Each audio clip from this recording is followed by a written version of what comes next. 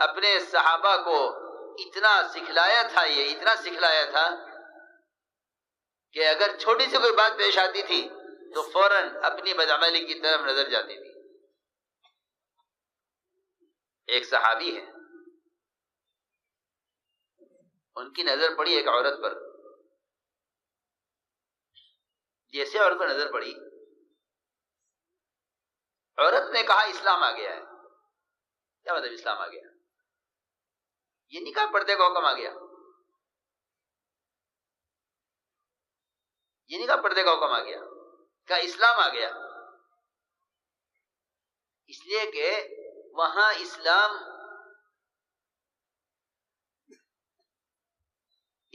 کے تمام احکام کا نام اسلام تھا.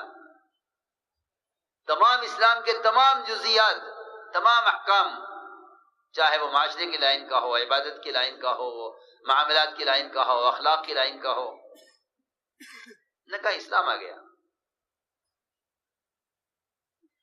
یہ نہیں کہا پردہ آ گیا، اسلام آ گیا. جب اسلام آ گیا تو تم مجھے کیوں دیکھ رہے ہو؟ جی ہاں، معاشرے کی پاکیزگی ایسی تھی کہ عورت نے فوراً کہا مجھے مت دیکھو، اسلام آ گیا. کیا تمہارے اسلام تمہیں مجھے دیکھنے سے روکتا نہیں ہے؟ ادھر ان کی نظر پڑی عورت پر، ادھر ان صحابی کا سر دیوار سے ٹکرایا. اسی وقت ادھر نظر پڑی عورت پر، ادھر دیوار سے سر ٹکرایا. صرف اتنی بات پر، حالانکہ آپ جانتے ہیں کہ چلتے پھرتے اٹھتے بیٹھتے سر ٹکرا جاتے ہیں لوگوں کے، روزانہ کا صبح شام کے قصے ہیں، صبح شام کے قصے ہیں کہ اٹھ رہا تھا دیوار میں سر لگ گیا، بیٹھ رہا تھا دروازے میں سر لگ گیا، نکل رہا تھا چوکھٹ میں سر لگ گیا. معمولی بات ہے. یہ کیا بات ہے کہ صحابی کا سر دیوار سے ٹکرایا، انہوں نے سوچا اس کو کہ میرا سر دیوار سے کیوں ٹکرایا؟ کیا بات ہے؟ میرا سر دیوار سے کیوں ٹکرایا؟ کیا بات ہے؟ فوراً اس بات کی طرف خیال کیا کہ میرا اس لڑکی کی طرف دیکھنا یہ اللہ تعالی کی طرف سے تنبیہ ہے. آگے عرض کے حضور اکرم صلی اللہ علیہ وسلم سے کہ یا رسول اللہ، آج میرا سر دیوار سے ٹکرایا ایک لڑکی کو دیکھنے کے ساتھ، یہ کیا ہوا؟ آپ نے فرمایا ہاں، یہ اللہ کا فضل ہے مومن کے ساتھ کہ اگر اس سے چھوٹا سا بھی کوئی گناہ ہوگا تو اللہ تعالیٰ اس کو گناہ یاد دلانے کے لیے، اس کا گناہ یاد دلانے کے لیے اللہ رب العزت چھوٹا سا نقصان، جس درجے کا گناہ ہوگا اس درجے کا نقصان لا کر اس کو تنبیہ کریں گے، اس کو راستہ دکھلائیں گے اور بتائیں گے کہ یہ غلط ہے، اس سے تیرا نقصان ہے. سوچنا چاہیے کہ اس زمانے میں حاکم محکوم ٹکرا رہے، عوام خواص ٹکرا رہے، ٹرینیں ٹکرا رہی، ملک ٹکرا رہے، لیکن مسلمان اس بات کو ماننے کو تیار نہیں ہے کہ ان حالات کا تعلق براہ راست میرے عمل سے ہے. یہ ہے سب سے بنیادی بات سوچنے کی. لوگ مسائل کا حل چاہتے ہیں، پریشان ہیں، لیکن وہی بات ہے کہ پریشانی میں اضافہ ہوگا اگر مسلمان اپنے مسائل کا حل اپنے سے باہر کی شکلوں میں تلاش کرے گا. اس لیے فرمایا المؤمن ينظر بنور اللہ، کہ مومن ہی وہ ہے صرف جو خود اللہ کے نور سے دیکھے گا اور ساری انسانیت کو صحیح راستہ دکھلائے گا کہ آؤ دیکھو راستہ یہ ہے، امن کا، شانتی کا، حفاظت کا، برکتوں کا راستہ یہ ہے. اس لیے میرے دوستو عزیزو، باہر کی شکلوں کا تعلق، باہر کی شکلوں سے مسلمان کے مسائل کا قطعاً کوئی تعلق نہیں ہے. لوگ اپنے مسائل کا حل باہر کی شکلوں میں تلاش کر رہے ہیں اور یہ کہتے ہیں کہ اگر ہم یوں کریں گے تو یوں ہو جائے گا، ہم یوں کریں گے تو یوں ہو جائے گا، ہم یوں کریں گے تو یوں ہو جائے گا. نہیں، مسلمان کے مسائل کا حل کا تعلق وہ باہر کی کسی شکل سے اس کا کوئی تعلق نہیں ہے، اس لیے کہ کرنے والی ذات صرف اللہ کی ہے۔ نظام کائنات ہر آن ہر گھڑی اللہ تعالیٰ کے قبضے میں ہے، یہاں کوئی چیز اس کے امر کے بغیر ہوتی نہیں ہے۔ اس سے اندازہ کرنا چاہیے کہ ایک پتا درخت سے سوکھ کر گرنے میں اللہ کے حکم کا اتنا ہی منتظر ہے جتنا اسرافیل سور پھونکنے میں سارے تمام عالموں کو تباہ کرنے کے لیے اللہ تعالیٰ کے حکم کے منتظر ہیں، اتنا ہی یہ درخت کا پتا درخت سے گرنے میں اللہ کے حکم کا منتظر ہے۔ ایسا نہیں ہے کہ نعوذ باللہ اللہ تعالیٰ بنا کے فارغ ہو گئے ہیں، اب کائنات کا نظام کائنات سے چل رہا ہے، نہیں، بالکل نہیں۔ کائنات کا نظام کائنات سے چل رہا ہے، یہ دہریت ہے، ایمان نہیں ہے۔ نظام کائنات کا کائنات سے کوئی تعلق نہیں، نظام کائنات کا تعلق براہ راست خالق کائنات سے ہے، نظام کائنات کا تعلق براہ راست خالق کائنات سے ہے۔ اس لیے دوسری بات یہ ہے کہ اللہ تعالیٰ کی مشیت اور اس کی چاہت کو اسباب میں تلاش مت کرنا۔ لوگ اللہ تعالیٰ کی مشیت کو اسباب میں تلاش کرتے ہیں، وہ سمجھتے ہیں کہ جب اللہ نے ہمیں یہ سبب دے دیا تو گویا اللہ نے ہماری کامیابی چاہ لی ہے۔ فرماتے تھے اسباب میں کامیابی کی امید رکھنا یہ کامیابی کا دھوکہ ہے، کامیابی کا دھوکہ ہے، یہ کامیابی کا دھوکہ ہے کہ آدمی اسباب میں کامیابی تلاش کرے۔ میں نے ایک بات عرض کی ہے کہ ایک پتے کے گرنے سے لے کر اسرافیل کے سور پھونکنے تک اس درمیان میں جو کچھ بھی ہوتا ہے، اس درمیان میں جو کچھ بھی ہوتا ہے اور اس درمیان میں جو بھی شکل ہے، یہ سب کے سب اول سے آخر تک اللہ تعالی کے امر کے منتظر ہیں اور وہ اس کے حکم کے بغیر کچھ کر نہیں سکتے۔ اس لیے یہ بات تو سرے سے ختم ہو گئی کہ اگر حکام چاہ لیتے تو یوں ہو جاتا، اور اگر مالدار چاہ لیتے تو یوں ہو جاتا، اور اگر ڈاکٹر چاہ لیتے تو یوں ہو جاتا، اگر وکیل چاہ لیتا تو یوں ہو جاتا، کہ نہیں، یہ قصہ ختم ہو گیا۔ کہ نظام کائنات اور کائنات کی ہر چھوٹی بڑی شکل ہر آن ہر گھڑی اللہ تعالی کے اختیار میں ہے، اس کے قبضے میں ہے، یہ کچھ نہیں کر سکتے۔ میرے دوستو، بزرگو، عزیزو، انبیاء علیہم السلام جن کو اللہ نے اسباب راضی ہو کر دیے ہیں، وہ اپنے اسباب میں اللہ کی چاہت کے بغیر کچھ نہیں کر سکتے۔ جن کو اللہ نے اسباب ناراض ہو کر دیے ہیں، مسلمان ان اسباب سے امید کیسے کر سکتا ہے؟ انبیاء علیہم السلام جن کو اللہ نے اسباب راضی ہو کر دیے ہیں، وہ اس میں اللہ کی چاہت کے بغیر انبیاء کچھ نہیں کر سکتے، تو وہ اغیار جن کو اللہ نے اسباب ناراض ہو کر دیے ہیں، ان سے مسلمان امید کیسے کر سکتا ہے کہ اگر یہ چاہ لے تو یوں ہو جاتا ہے؟ کہ نہیں۔ اس لیے میں نے عرض کیا کہ اللہ تعالیٰ کی مشیت کو تلاش کرو، اللہ کی مشیت کو تلاش کرو اس کے احکام میں، اس لیے کہ اللہ تعالیٰ کی چاہت اس کے احکام کے ساتھ ہے۔ اللہ نے قرآن میں اس کو بیان کیا ہے کہ میری رضا تمہارے لیے اس دین میں ہے جس کو میں نے پسند کیا ہے، اور میرے تم سے میرے سارے وعدے صرف دین اسلام پر ہیں۔ میرے تم سے سارے وعدے صرف دین اسلام پر ہیں۔ جب ہم اللہ تعالی کے احکام کے علاوہ میں اور کائنات کی شکلوں میں کامیابی تلاش کریں گے تو اللہ تعالی ناکامیاں لاویں گے، اللہ ناکامیاں لائیں گے، اللہ کی طرف سے ذلت کے فیصلے ہوں گے۔ دیکھو، میں دوسری بات عرض کر رہا ہوں، اگر صرف ایک کرتا عمر رضی اللہ تعالی عنہ اگر ساتھیوں کے کہنے پر ملک شام میں داخل ہوتے ہوئے صرف ایک وہ کرتا بدل دیں جسے پیوند لگے ہوئے ہیں، اس کے بجائے نیا کرتا پہن لیں، اس کے بجائے نیا کرتا پہن لیں۔ ایک پیوند لگا ہوا کرتا کہ مسنون ہے، سنت ہے، ایک نیا کرتا کہ اسے پیوند نہیں ہے، کہ تم نے اگر سنت پیوند والے کرتے کی سنت کے مقابلے میں بغیر پیوند کا کرتا پسند کیا ہے، سنو میری بات، میں ایک چھوٹی سی ایک مثال دے رہا ہوں جو آخری درجے کی بات ہے۔ حضرت عمر کا قول کہ اگر تم نے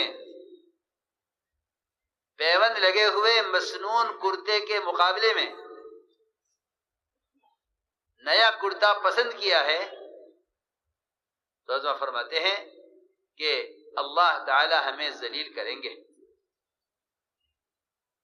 اللہ اکبر۔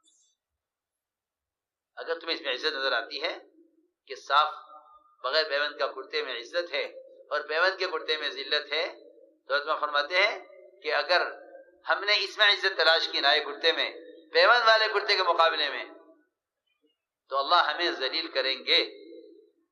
ذرا اندازہ کرو، عمر رضی اللہ تعالیٰ عنہ کے صرف اتنی سی بات پر مومنین ملک شام میں داخل ہو رہے ہیں، یہاں کے لوگ آپ کا استقبال کریں گے، آپ جس کیفیت پر داخل ہو رہے ہیں، لنگی آپ نے اوپر کی ہوئی ہے، سر پر ٹوپی نہیں ہے، ایک ہاتھ میں جوتے ہیں، مونڈے پر موزے لٹکائے ہوئے ہیں، اور پانی کے اندر سے گزر کر آپ داخل ہو رہے ہیں۔ یہ منظر لوگ دیکھیں گے کہ یہ مسلمانوں کے امیر ہیں۔ ہماری رائے یہ ہے کہ آپ کرتا بدل لیجیے۔ حضرت نے کیا جواب دیا؟ لو نطلب العزة بغیر ما اعزنا اللہ اذلنا اللہ۔ اللہ نے ہمیں جس راستے سے عزت دی ہے، ہم تو بہت ذلیل ہے،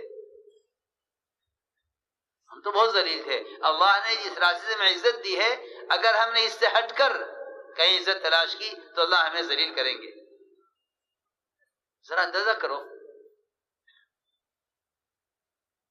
جہاں پیوند اور بغیر پیوند کے کرتے کے درمیان میں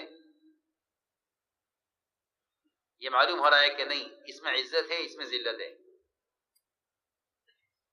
تو اگر مسلمان پورے ہی دین کو بدل ڈالے اور انہیں غیروں کے طریقوں میں عزتیں، غیروں کے طریقوں میں ان کو اپنی حیثیت معلوم ہو، تو میں نے عرض کیا ہے کہ اللہ تعالیٰ جس اسلام کے کامل اسلام پر اللہ تعالیٰ تم سے راضی ہے،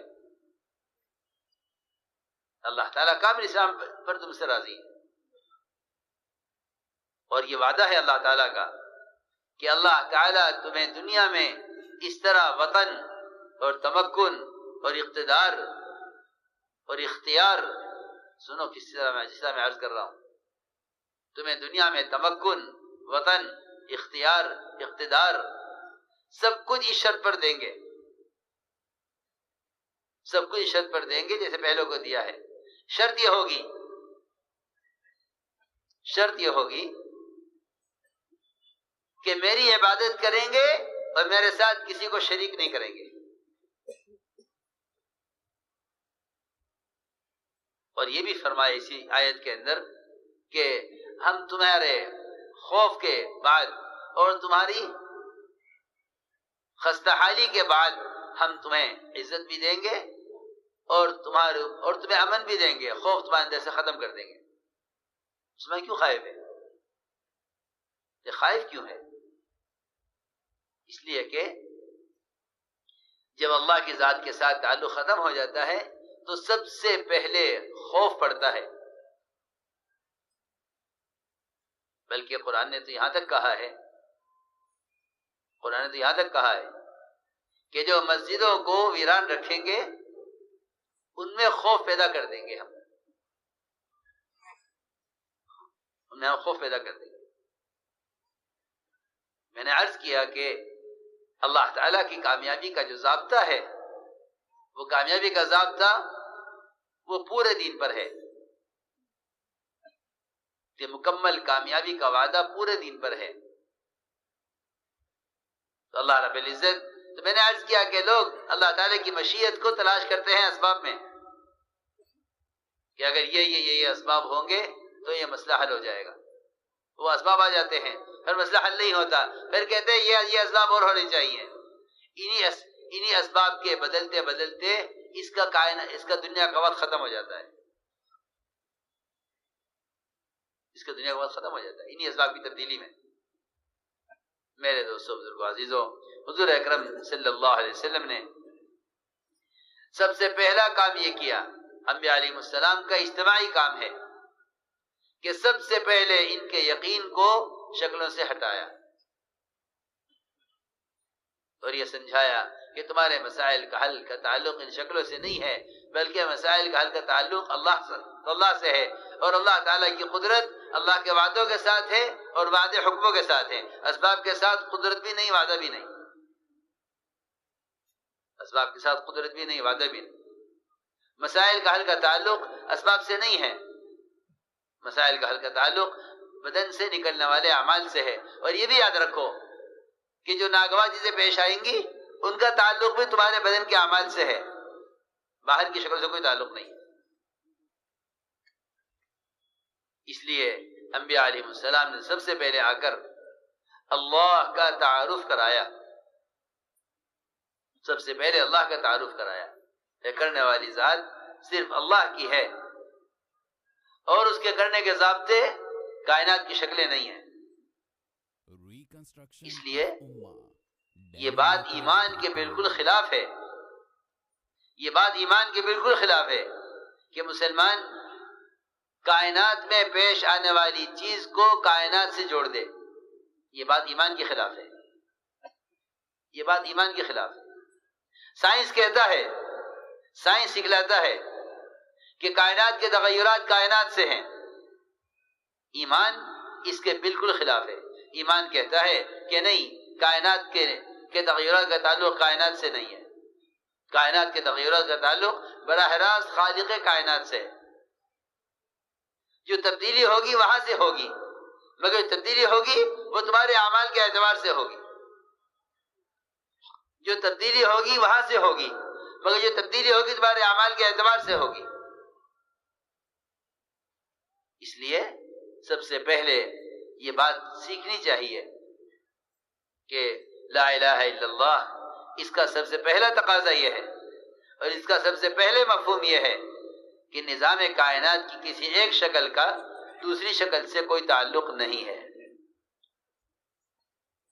یہ سب سے پہلی بات ہے. لا الہ الا اللہ میں سب سے پہلے اس کی تعلیم ہے کہ نظام کائنات کا کائنات سے کوئی تعلق نہیں. نظام کائنات کا تعلق براہ راست خالق کائنات سے ہے.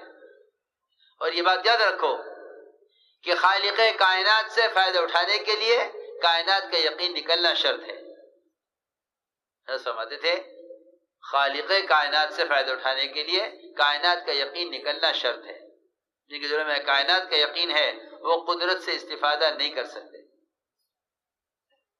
جن کے دلوں میں کائنات کا یقین ہے وہ قدرت سے فائدہ نہیں اٹھا سکتے. لوگ بیچارے یہ سمجھتے ہیں کہ کائنات بنی ہے قدرت سے فائدہ اٹھانے کے لیے، حالانکہ اللہ کی ذات عالی سے فائدہ اٹھانے کے لیے کائنات کا یقین نکلنا شرط ہے. جو یہ کہتے ہیں کہ نعوذ باللہ اللہ کائنات بنا کر فارغ ہو گئے ہیں اور ہم کائنات سے فائدہ اٹھا رہے ہیں، یہ تصور، یہ خیالی دہریت ہے. یہ خیالی دہریت ہے، یہ خیالی دہریت ہے. نظام کائنات میں جو بھی تغیر ہے اس کا تعلق براہ راست خالق کائنات سے ہے. نظام کائنات سے کائنات کی تبدیلی کا کوئی تعلق نہیں. حضور اکرم صلی اللہ علیہ وسلم نے ایمان اس طرح سکھلایا اپنے صحابہ کو کہ جب کائنات میں کوئی تغیر ہوتا تھا تو آپ اس موقع پر صحابہ کا امتحان لیتے تھے کہ دیکھنا یہ ہے کہ اس وقت کائنات میں اس تغیر سے میرے صحابہ کے ایمان پر تو کوئی اثر نہیں پڑا. سنو توجہ سے بات. جب کوئی تغیر ہوتا کائنات میں تو آپ یہ دیکھتے کہ میرے صحابہ تو سے متاثر نہیں ہوئے. چھوٹی سی بات پیش آئے, کوئی چھوٹی سی بات پیش آئے, چھوٹی سی بات میں عرض کرتا ہوں, اونٹوں میں خارش پھیل گئی, کتنی معمولی چیز ہے, بہت توجہ سے بات سن. اونٹوں میں خارش پھیل گئی. صحابی نے آ کے عرض کیا کہ یا رسول اللہ اونٹوں میں خارش پھیل گئی ہے. آپ نے سوال کیا, سوال یہ کیا کہ یہ بتاؤ کہ اونٹوں میں خارش کہاں سے پھیلی ہے, تاکہ معلوم ہو کہ یہ ایمان سیکھ رہے ہیں تو ان کا اپنا خیال کیا ہے. آیا انہیں خارش کی بیماری اللہ کی یاد دلاتی ہے, یا انہیں خارش کی بیماری سے پھیلنا یا ایک اونٹ کو ہو گئی جی سب کو ہو گئی, یہ ان کا خیال ہے. صحابی نے عرض کیا کہ یا رسول اللہ ایک اونٹ کو خارش ہو گئی تھی, پھر اس سے سب کو ہو گئی. ہاں, ہم صبح سے شام تک جتنا بھی بولتے ہیں, ہم صبح سے شام تک جتنا بھی بولتے ہیں, میں قسم کھا کر کہتا ہوں اگر ایک ایک لفظ پر غور کیا جائے تو صبح سے لے کر شام تک مسلمان شرک کو بولتا ہے.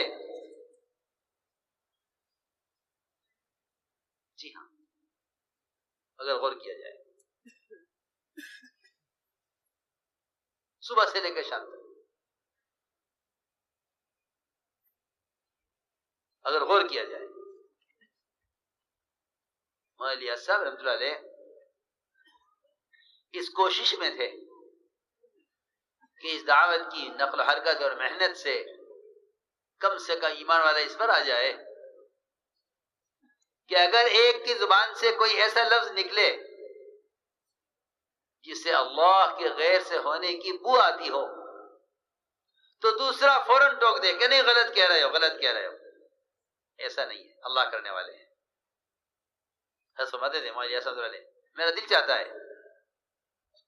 چاہتا ہے کہ کم سے کم مسلمان ایمان کی سطح پر آ جائے اس دعوت کی محنت سے, کہ اگر کسی کی زبان سے کوئی لفظ ایسا نکلے جس سے شرک کی بو آتی ہو تو دوسرا کہے نہیں غلط کہہ رہے ہو, ایسا مت کہو, اللہ کرنے والے ہیں. چنانچہ ہوا ایسا, حضرت لیٹے ہوئے تھے, کوئی آیا اور آ کر یہ کہا کہ حضرت, یہ کوئی آپس میں بات کر رہے تھے, کسی نے کہا کہ یہ تو اتفاق سے ہو گیا. ارے کیا کہا تم نے؟ اٹھ کر بیٹھ گئے. فرمایا اتفاق سے کچھ نہیں ہوتا, اتفاق سے ہونا یہی دہریت ہے. یہ کہو کہ اللہ کے کرنے سے ہوا. تو میں نے عرض کیا کہ صحابی سے آپ نے پوچھا کہ اونٹوں میں خارش کیسے پھیلی؟ صحابی نے عرض کیا کہ ایک اونٹ کو خارش ہو گئی تھی, پھر اس سے سب کو ہو گئی. آپ نے فرمایا کہ جب اونٹوں سے خارش اونٹوں میں پھیلی ہے, پہلے اونٹ کو کہاں سے ہوئی؟ یہ بتاؤ, پہلے اونٹ کو خارش کہاں سے ہوئی؟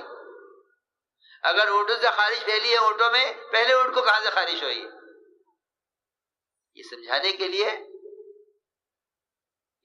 کے لیے کہ جو حکم آتا ہے براہ راست اللہ کی طرف سے حکم آتا ہے, جس کے لیے بھی آتا ہے. عبداللہ بن عمر رضی اللہ تعالیٰ عنہ ایسے کوڑھی مریض کے ساتھ ایک پلیٹ میں کھانا کھاتے تھے جس کی انگلیوں سے خون نظر آ رہا ہوتا تھا, جس کی انگلیوں سے زخم نظر آ رہے ہوتے تھے. ایک پلیٹ میں کھانا کھاتے تھے. کسی نے کہا عبداللہ بن عمر سے کہ آپ دیکھ رہے ہیں کہ یہ آدمی کوڑھ کا مریض ہے, اس کو جزام ہے, آپ اس کے ساتھ کھانا کھا رہے ہیں ایک پلیٹ میں.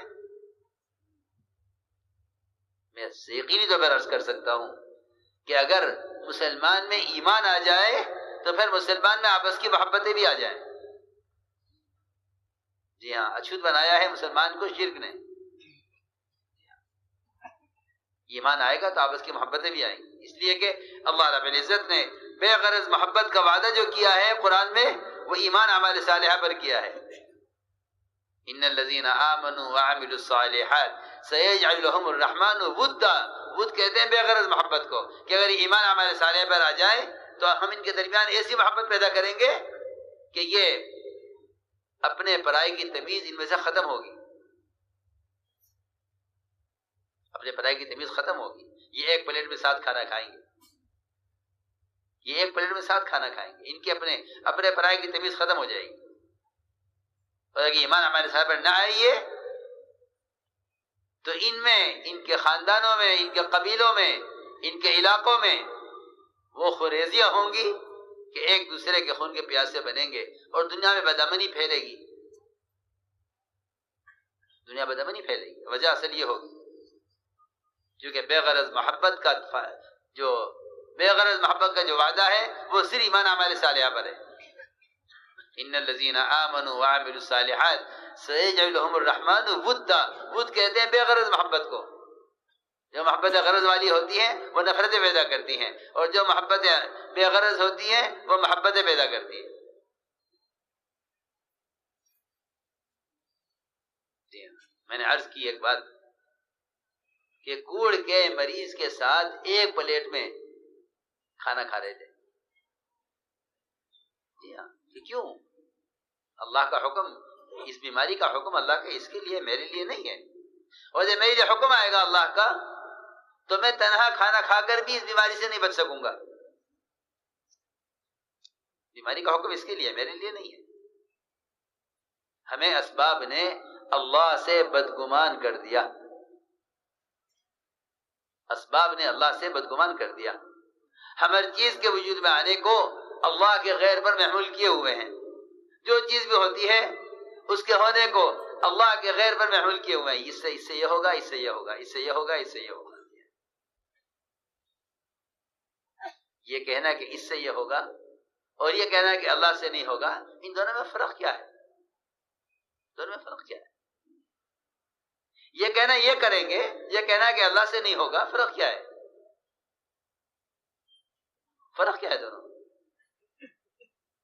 وہ تو جب اللہ کی ذات عالی سے یقین ہٹ جاتا ہے تو پھر اللہ تعالیٰ کا دستور ہے یہ کہ جو میری ذات سے امید نہیں کرے گا میں اسے اپنے غیر کے حوالے کروں گا. میں نے ایک بات عرض کی ہے کہ اگر یہ ایمان اور یقین ہے تو پھر اللہ رب العزت آپس کی محبتیں پیدا کریں گے.